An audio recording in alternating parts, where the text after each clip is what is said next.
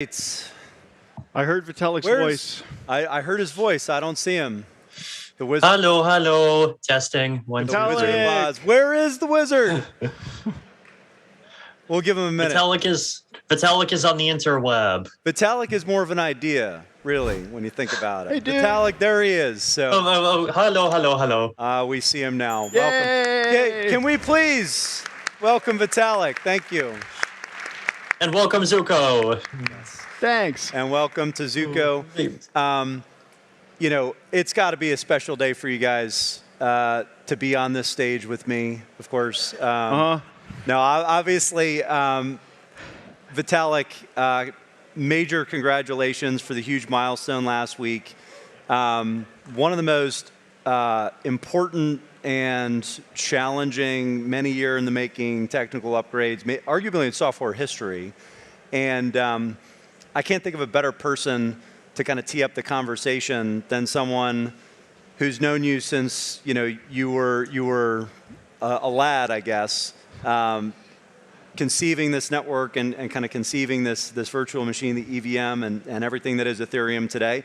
So I wanted to give Zuko a chance to kind of tee this conversation up, maybe roast you a little bit, but we'll start with a trip down memory lane, and then we'll get into some of the substance for what comes next for Ethereum, what comes next for privacy, and kind of how these two things are related. So Awesome. Zuko, take it away. Thanks, Ryan. So, Vitalik, you and I met before Zcash and before Ethereum. It was at the 2013 San Jose Bitcoin conference when you and I were both enthusiastic Bitcoiners. And I remember being happy to meet you in person. And I was like, Vitalik, nice to meet you. Isn't Bitcoin awesome? And you said, Bitcoin is the first technology that I've ever loved, which loves me back. And since then, you may have gotten the impression that Bitcoin no longer loves you. But I'm here to tell you, Satoshi still loves you, Vitalik. Well, thank you, Zuko. And I of course, will always love Satoshi. Satoshi loves all of his children. Don't let this sour-hearted fundamentalist who came after him deceive you. So, we're enthusiastic Bitcoiners, and I and some of my colleagues were trying to convince Gavin Andreessen to add general-purpose programmability into Bitcoin, and that wasn't going very far. And then you emailed me your plan for Ethereum. And I was like, holy shit, this is so exciting. And it'll never work. And then you and the Ethereum devs proved me wrong. Ethereum totally worked. And almost from the very beginning of those days, I remember you guys talking about switching to proof of stake. And I was like, that's a great idea, but it'll never work. And then you tweeted at me in about 2018. I brought my Twitter slides to prove this. May 2018, that's my birthday, 2018. Vitalik says, make Zcash proof of stake. And I reply,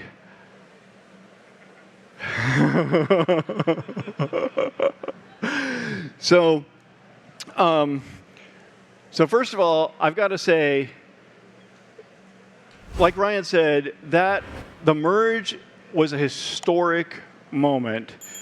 The Ethereum community proved me wrong yet again, and that is just, as a software engineer and as like an historian of software engineering, I have to say everybody who had a hand in that, you guys, you should be proud of yourselves for the rest of your life.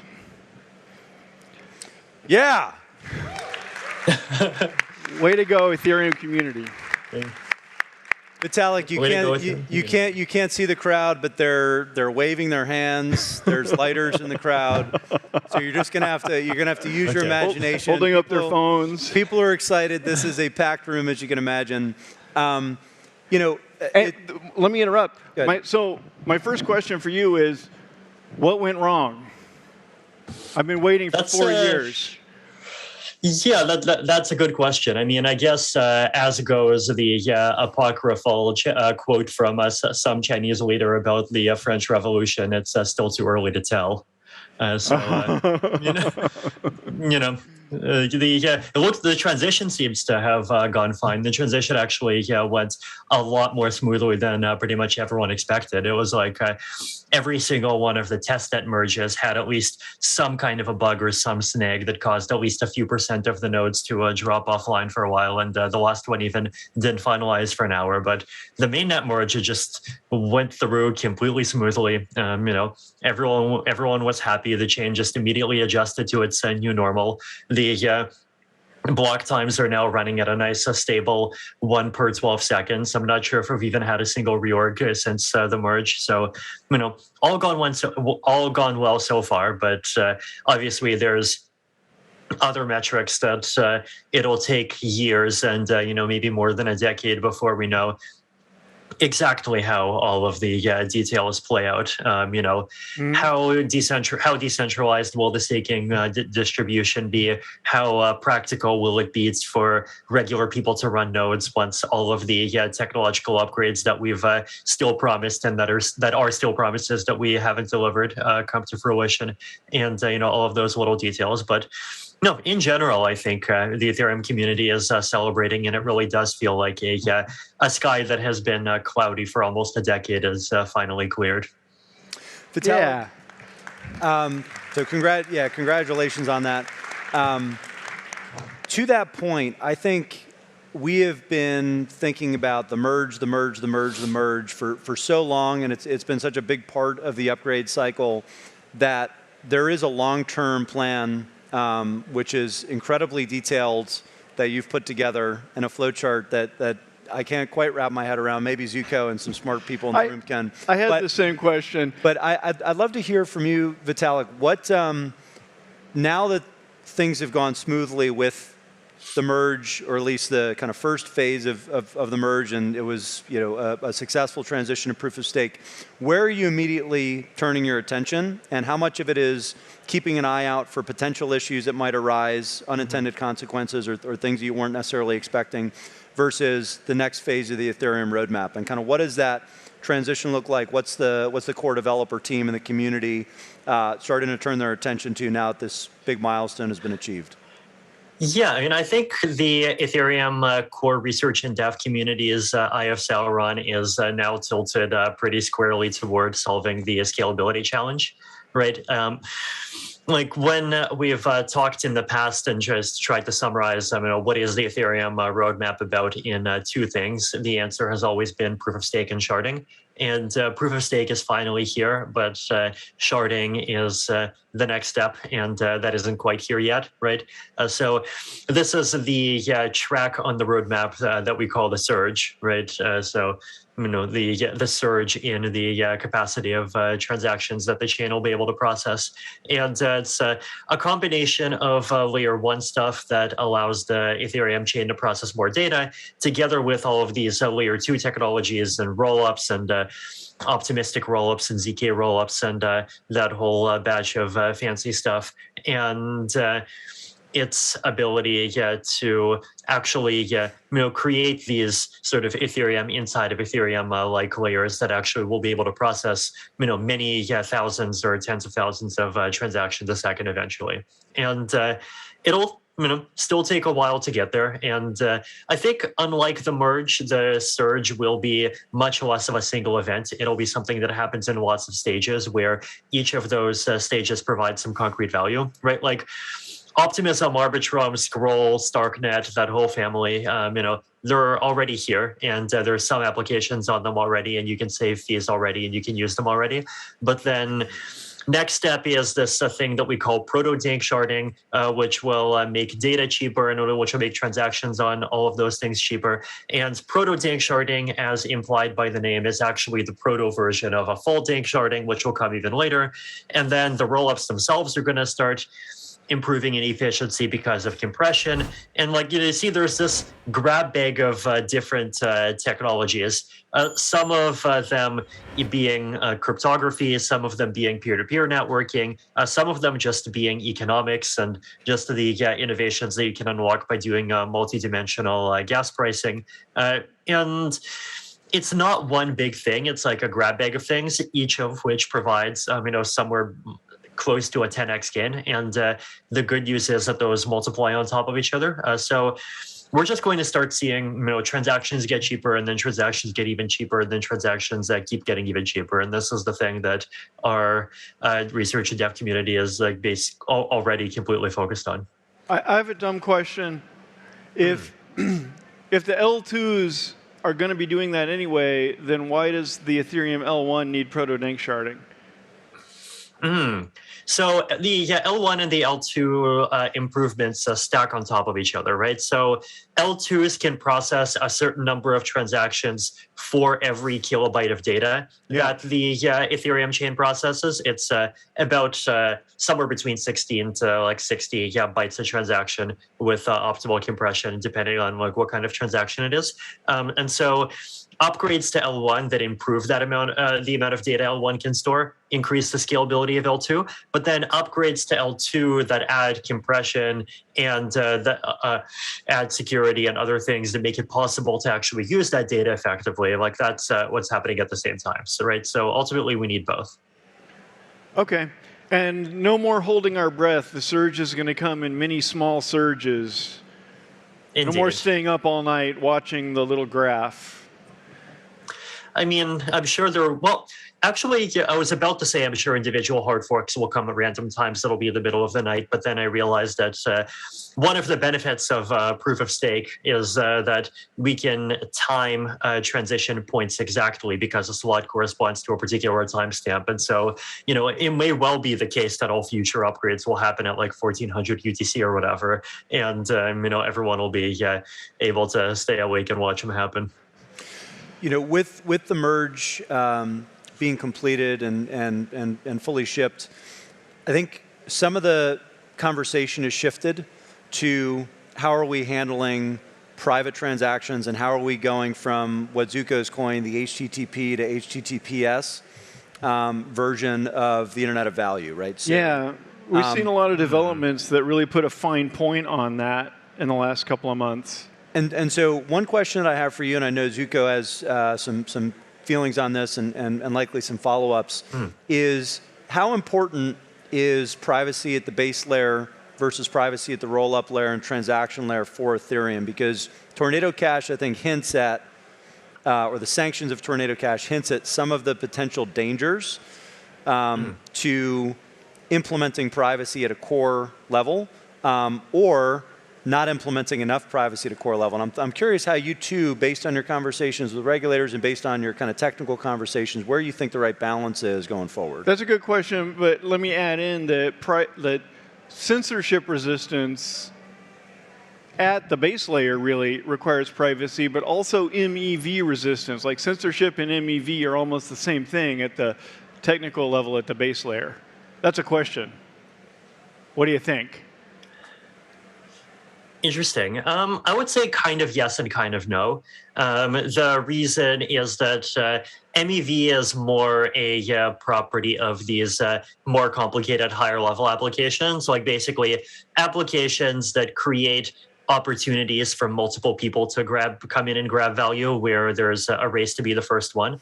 And simple payments is not one of those applications, right? So this is the reason why Bitcoin doesn't really have MEV optimization issues to the extent that Ethereum does. But indeed, censorship is something that affects both complicated applications and simple money transfer, right? And I think so far the only privacy-preserving stuff that we've seen on top of Ethereum that's actually running is privacy of simple asset transfers. I mean, eventually, obviously, the technology is going to improve, and we have Aztec and we have more and more fancy things, but privacy is really coming to the core in terms of its importance even before then.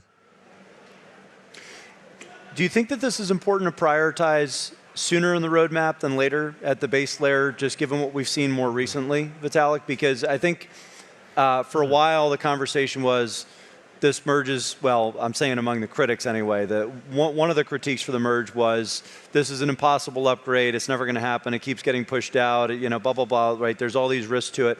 And then it happened, and you could hear a pin drop for like 1 second, and then all the critics turned around and said, well, now everything's going to be censorable because all transactions are ultimately going through AWS, Google Cloud, and you know now we can just turn off the network and hunt down all the validators.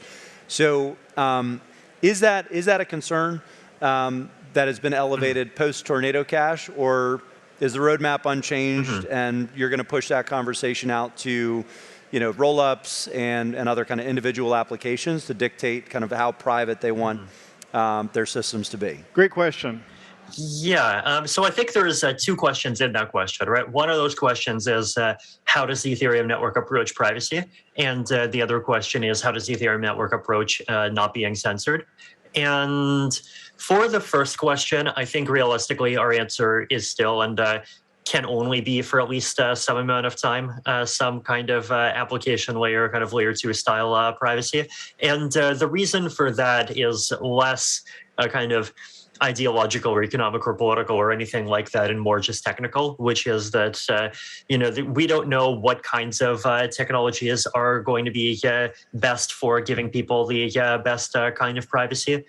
And that's true at a level of do you use Splunk or do you use Halo? It's true at the level of, are we privacy preserving just currency versus more complicated applications?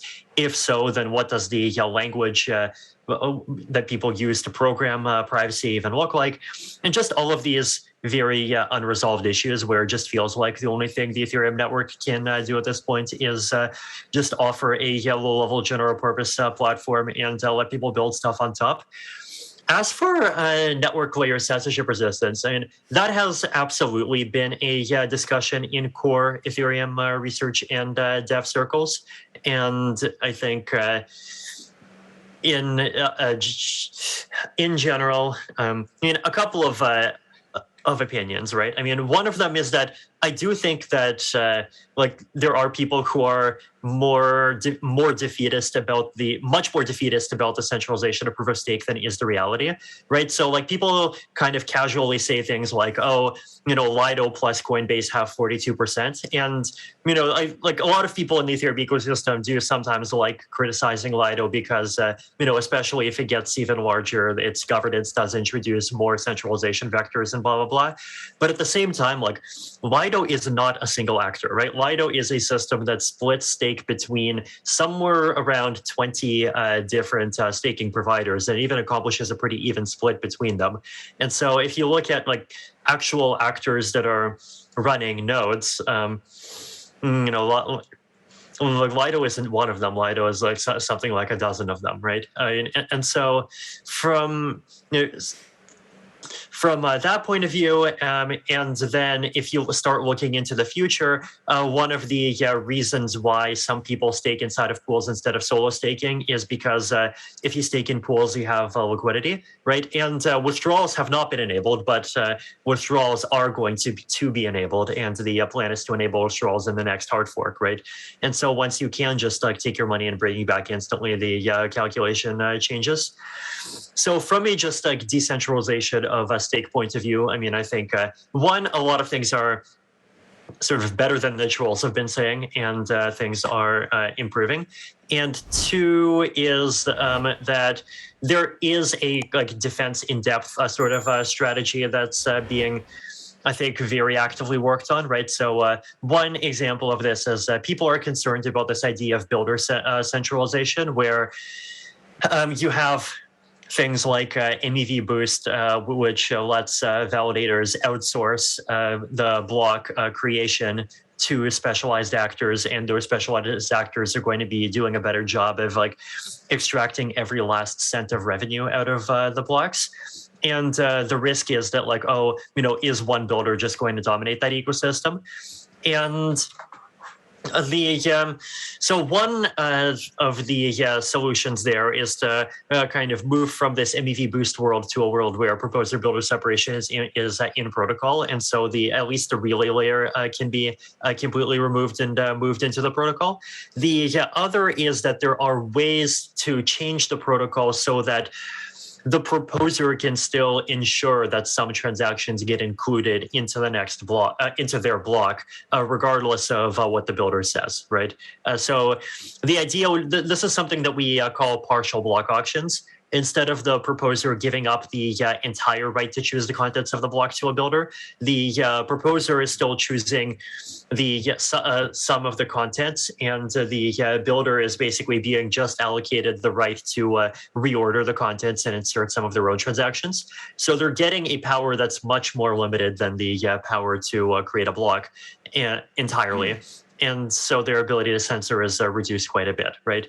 So I guess to kind of zoom out a bit more, right, in the sort of less technical way to think about it is that, there are very smart people that are working at approaching the problem of Ethereum network decentralization and censorship resistance at multiple layers of a stack from different angles.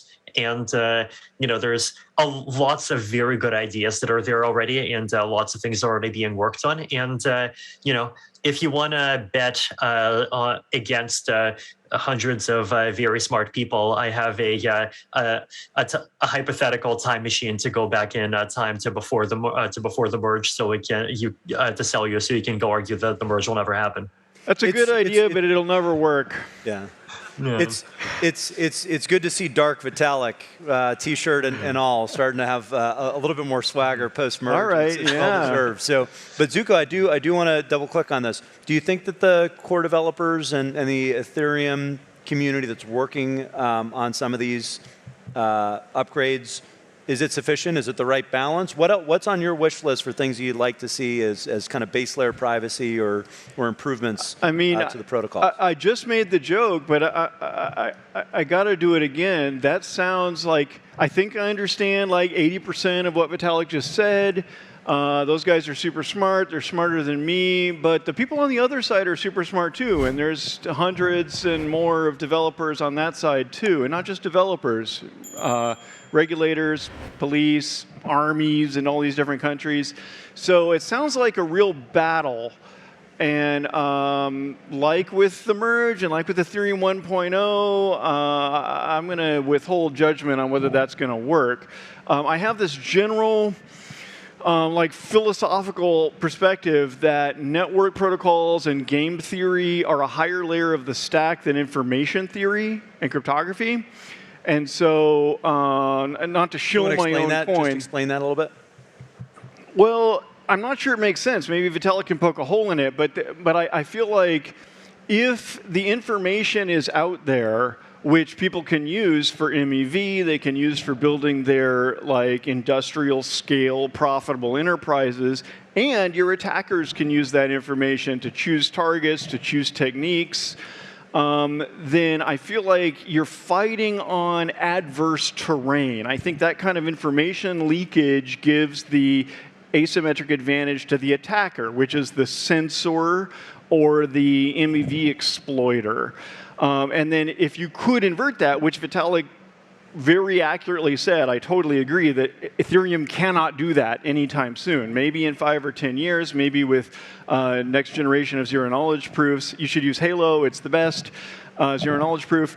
But in the foreseeable future, Ethereum cannot reverse the information theory advantage at the base layer like Zcash started with, right? So the alternative world is where that information is end-to-end encrypted, so the information is only available to the end users and is not available to the block producers in the middle or to the the front ends and MEV services and things in the middle, and it's also not available to the attackers, to the armies or censors or regulators or whoever wants to influence what the end users can do.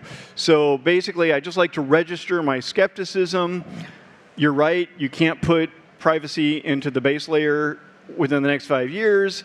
I really don't know if you're right that network protocols and trying to re-decentralize the block production ecosystem is going to be successful. Mm-hmm. We'll see. Let's exchange another tweet and check back in 5 years. Yeah, so we're at a stalemate on that one. We'll check back in a few years. Are you going to switch to proof of stake? Oh, yeah. So we've been, yeah. So we've literally been waiting to see what we can learn from Ethereum. I guess what we've learned is that it actually works. It's actually doable. I hope to learn a whole lot more from Ethereum and from also Cosmos and Tezos, which are the three that I feel like have pioneered it really effectively. And I'm asking for Vitalik's advice on how to proceed.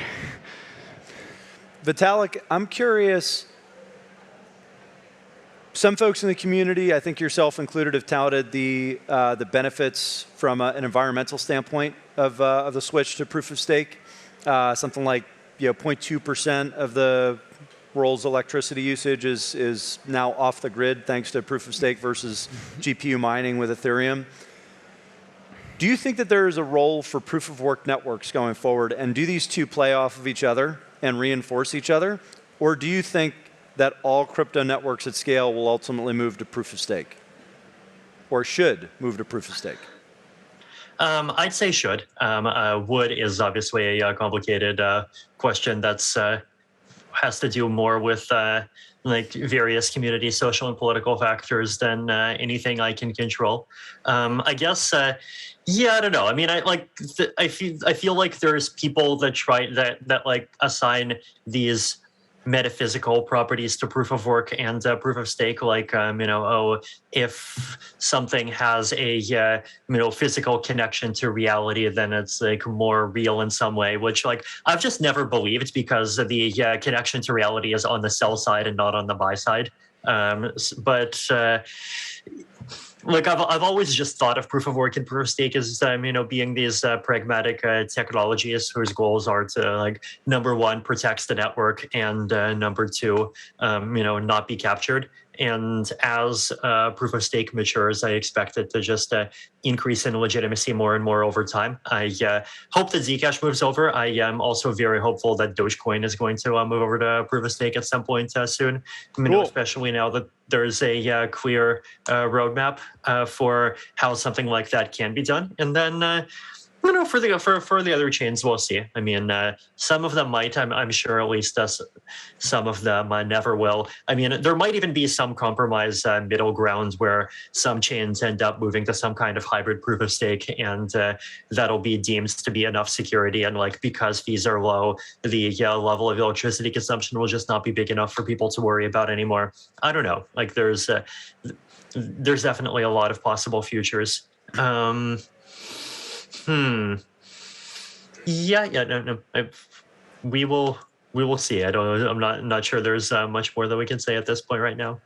So we have 2 minutes left. I want to do one lightning round. I would argue that the merge was the most important item to de-risk in crypto in the past year, because it's been so many years in the making, so many systems rely on it.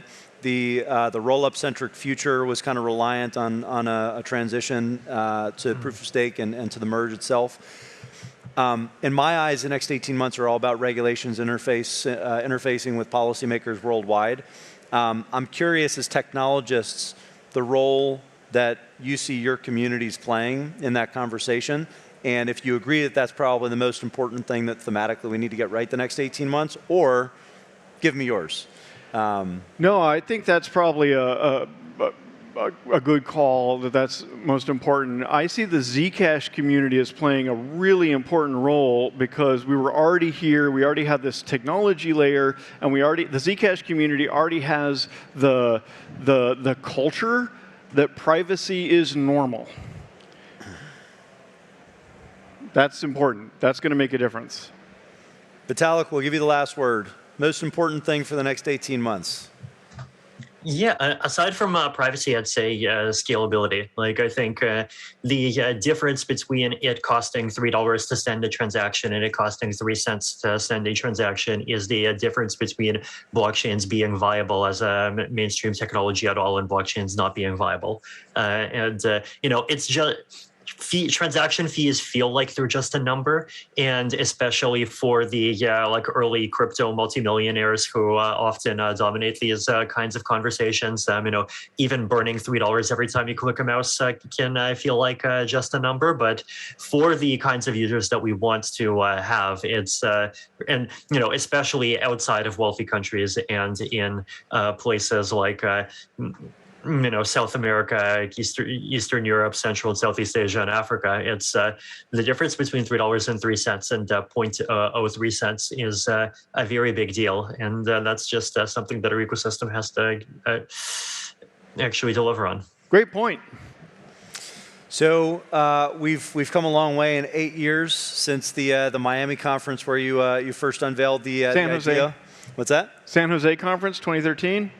Well, Oh, I was talking about the Miami Yeah. conference where Vitalik was swarmed and kind of the original white paper or yellow paper.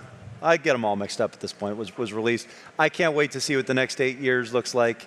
I hope by 2030 we have fully scaled blockchains and some semblance of privacy on these public blockchains. So to the people that are driving that charge with us today, Vitalik, hopefully we'll get you here next year. We'll have a ticker tape for you. We'll bring you out on a throne. Whatever it takes. I know people here, would love to shake your hand and congratulate you, but virtually at least. Let's give it up for Vitalik and Zuko. Thank you. Zuko! Way to go, Ethereum. All right, and we'll break for lunch, everybody. Thank you, Vitalik, and thank you, everyone.